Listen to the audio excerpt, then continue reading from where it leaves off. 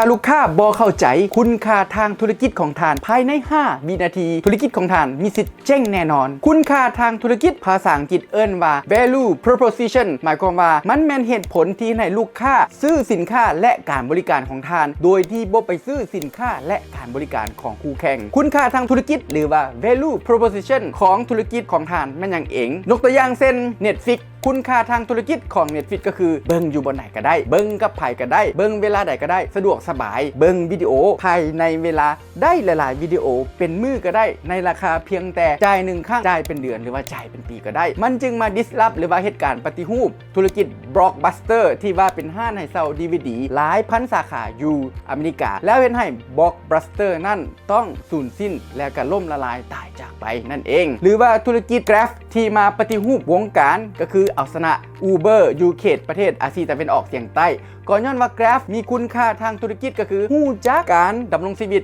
ของคนในประเทศนั้นๆและเอาผลิตภัณฑ์สินค้ามาอัปเดตหรือว่ามาเปลี่ยนแปลงให้เข้ากับการนำใช้หรือว่าการดำรงชีวิตของประชาชนในประเทศนั้นๆ Grab จึงสามารถชนะ Uber แล้ว Uber ก็ต้องยอมออกจากประเทศบรรดาประเทศอาซีตะวันออกเฉียงใต้ไปนี่ก็คือคุณค่าทางธุรกิจแล้วคุณค่าทางธุรกิจในบริษัทของท่านแม่นหยังลองแบ่งปันให้ผู้เซ็งเบิ่งขอขอบใจ